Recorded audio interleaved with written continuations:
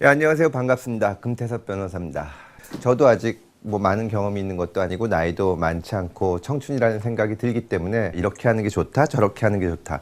그런 말씀보다는 그냥 제가 경험한 얘기를 드리겠습니다. 저는 사실 소설을 좋아하는데 이렇게 스토리를 읽다 보면 그 얘기를 들으면서 어떤 교훈을 얻는 것 같습니다. 제가 이제 검사 생활을 한 10년 넘게 하고 지금 변호사 생활을 6년째 하고 있는데 이 사람들을 만나다 보면 정말 믿기 어려운 얘기들을 많이 저한테 해줍니다. 사건 관계자들이 그러다 보면 일상적으로 겪는 일이나 혹은 사회 현상에 대해서 볼 때 조금 더 시각이 넓어지고 깊어진다는 생각이 듭니다. 그래서 이야기를 들어서 이제 점점점 저도 시각이 넓어지는데 오늘 이 자리에서는 그래서 제가 겪은 이야기들을 이렇게 들려드리도록 하겠습니다.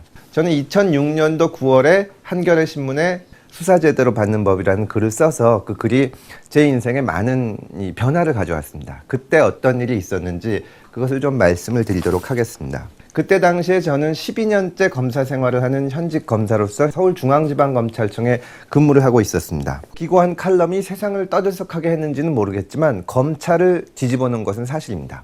왜냐하면 거기에는 세 가지 정도 이유가 있는데 첫 번째 이유는 일단 이것이 현직 검사가 상부의 승낙을 받지 않고 글을 발표했기 때문입니다.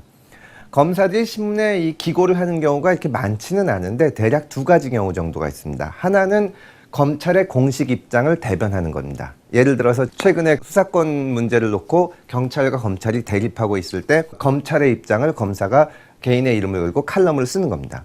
그런 칼럼은 대부분 검찰에서 상부에서 미리 보고 검토를 합니다. 이렇게 지시를 해서 김 검사가 한번 칼럼을 써보지 그래 쓰기도 하고 어떤 경우에는 이름은 뭐 김 검사 이름으로 나가지만 다른 데서 써주기도 합니다. 저도 그런 걸 써줘 본 적도 있습니다. 개인 이름으로 나가지만 사실상 검찰 전체의 뜻을 내보내는 건데 그런 글은 사실은 아무도 안 읽고 재미도 진짜 없습니다.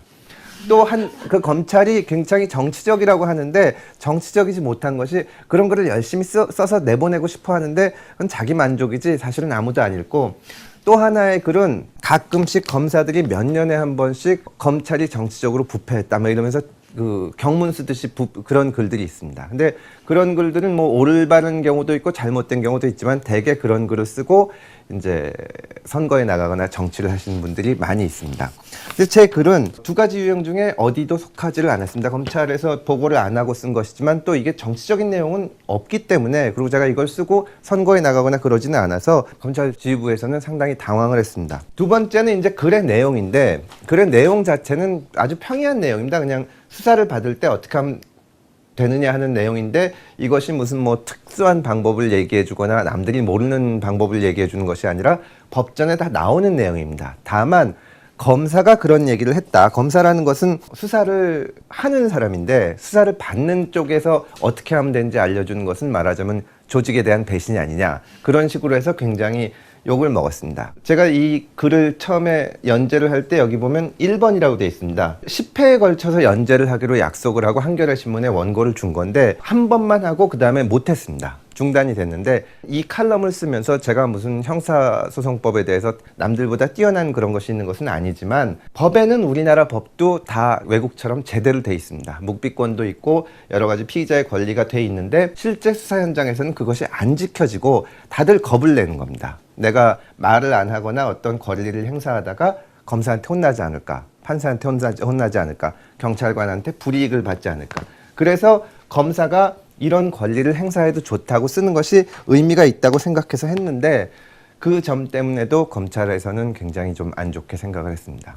세 번째로는 저로서는 예상을 했던 바지만 저도 상당히 많이 생각을 하고 이 글을 썼는데 댓글도 많이 달리고 다음번 연재를 기대하기도 하는 그 격려의 글도 올라오고 하니까 검찰 상부에서 볼 때는 허락도 안 받고 쓴 글인데 이걸로 끝나는 것이 아니라 앞으로 10번을 연재한다고 하는데 이게 정말 그 여론의 호응을 받으면 또 검사들이 다 이런 짓을 하겠다고 나서지 않을까 그렇게 걱정을 하고 검찰이 뒤집어지게 된 겁니다. 저로서는 상당히 그때부터 좀 고생이 시작됐습니다. 제가 이 글을 처음 쓴 게 2006년 9월 11일입니다. 그 전날 집에 들어와서 일찍 자는데 이게 신문에 나는데 아침에 제 직속 상관인 부장님이 전화를 하셨습니다. 아니 도대체 어떻게 된 거냐? 그래서 뭐 이런 글을 제가 썼습니다. 그랬더니 왜 너 나한테 얘기를 안 했냐? 그래서 제가 미리 말씀을 드렸으면 부장님도 위에다가 보고를 하지 않을 수가 없었을 텐데, 그러면 저한테 쓰지 말라고 했을 거고 뭐 티격태격 서로 싸웠을 텐데 안 듣는 게 마음이 편하지 않습니까?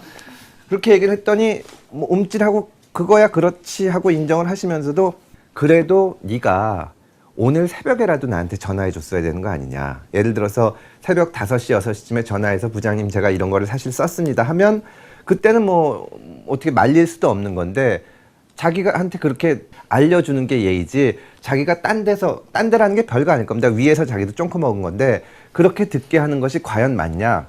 그런 얘기를 들으니까 굉장히 죄송하고 인간적으로 미안하기도 하고 그랬습니다. 그런 괴로운 것이 시작이 됐는데 제가 결국은 5, 6개월 후에 검찰을 그만두게 되는데 사람들이 저한테 왜 그런 짓을 했냐고 많이 물어봤습니다. 사실 저는 나름 대단히 모범생으로 살아왔고 검찰에서 이제 잘 지내면서 별일 없이 살고 있었는데 왜 이런 짓을 했는지 사람들이 궁금해하고 뭐 정치를 하려고 그러는 것이냐 아니면은 뭐 유명해지고 싶었냐 뭐 그런 얘기를 하는데, 사실은 제가 이것을 쓰게 된 것은 검사로서 제 일이 정말 좋았기 때문입니다. 저는 어려서 꿈이 탐정이 되는 거였습니다. 자라면서 보니까 우리나라에서는 탐정이 불법이라서 탐정이 될 수가 없어서 그럼 뭘 하면 좋을까 고민을 하다가 보니까 검사가 되면은 수사를 할 수가 있다 그래서 검사가 됐습니다. 그래서 검사가 돼서 너무 재밌는 거예요, 이게. 처음에 검사가 돼서는 열심히 해보자, 훌륭한 검사가 되자 막 이런 생각을 하고 이런 생각을 했습니다. 한 5년 동안은 검찰에서 지내면서 무슨 비판할 것이 보이거나 검찰 조직이 잘못하는 것 같거나 하는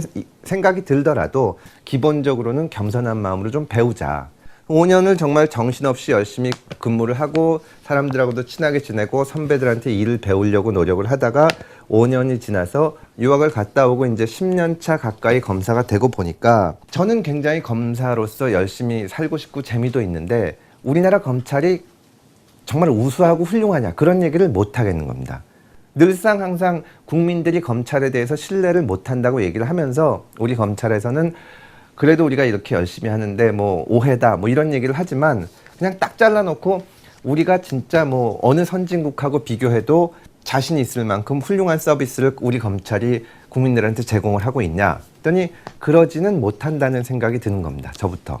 10년 차 가까이 되고 10년 차가 넘고 하니까 이제는 저한테도 책임이 있지 않나, 저도 뭔가를 해야 되지 않나 그런 생각이 들었습니다. 범죄자들하고 부딪히는 경찰관들은 기본적으로 사람이 직접 부딪혀서 싸우다 보면 감정이 생기게 됩니다. 정말 잔인한 범죄를 본다든지 혹은 뻔뻔스럽게 부인을 한다든지 뭐 부정부패 사범을 보면 손이라도 올라가서 딱이라도 때리고 싶은데 그때 수사기관이 그런 것을 못하게 하고 적법 절차를 지키게 하기 위해서 만들어진 것이 검사입니다. 근데 우리나라 검찰은 밤을 새워서 똑같은 질문을 계속 해가지고 자백을 받았다는 것을 자랑하고 그것을 서로 내세워서 내가 이 사건에서 자백받았다, 이 사건을 해결했다 그런 것을 서로 내세우는 아주 이상한 분위기가 된 겁니다. 그렇게 된 이유는 물론 검찰의 잘못도 있지만 다른 원인들도 있습니다. 예를 들어서 언론을 장식하는 뭐 대형 부정부패 사건이 생기면 신문이나 방송에서는 그 사건을 어떻게든지 해결하라고 검찰을 압박을 합니다. 그러면 검찰에서는 그 사건을 담당한 그 담당자들은 그거를 못하면은 굉장히 큰 타격을 입습니다. 또 뭐 잔인한 강력 사건이 일어날 때도 마찬가지입니다. 그러다 보면은 항상 평소에는 인권, 언론에서 이런 얘기를 하다가 막상 어떤 사건이 터지면, 그리고 우리나라 사람들이 다 성격이 좋은 면에서건 나쁜 면에서는 급하기 때문에 빨리 해결을 하고 싶어하고 해결을 하려고 그 압력이 대단히 심합니다. 그러다 보면은 검사들이 사람 불러다 놓으면 그날 밤에 승부를 봐야 되기 때문에 분명히 법에는 이 진술거부권이 있다고 돼 있는데 입으로는 진술거부권이 있다고 말을 하면서도 눈빛으로는 아무 소리 안 하면 가만 안 두겠다 이건 표정을 짓고 있기 때문에, 그리고 그것을 기술적으로 해서 자백을 받는 것을 자랑스럽게 생각하는 그런 분위기가 된 겁니다. 전체적으로 분위기가 그러니까 어려운 겁니다. 이 글을 쓸 때 우리나라 형사 절차를 어떤 식으로 개선해 보겠다, 훌륭하게 만들겠다 그런 거창한 목표가 있었던 것이 아니라 제가 평생을 바쳐서 검사 일을 하는데 좀 자랑스럽게 잘해봤으면 좋겠다 그런 생각으로 이거를 쓴 겁니다. 제 나름대로는 뭔가를 희생을 해야만 자신이 있고 떳떳할 수 있을 것 같아서 인사상 불이익은 감수하겠다고 마음을 먹었고 지금도 그 점에 대해서는 떳떳합니다.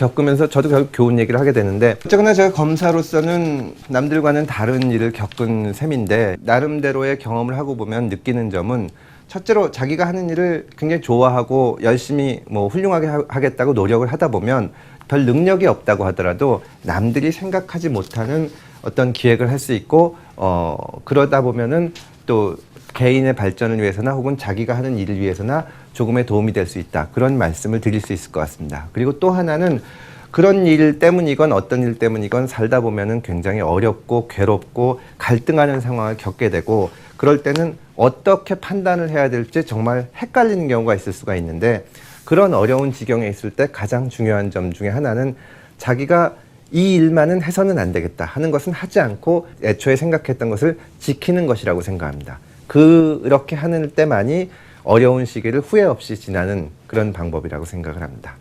여기까지 하겠습니다. 감사합니다.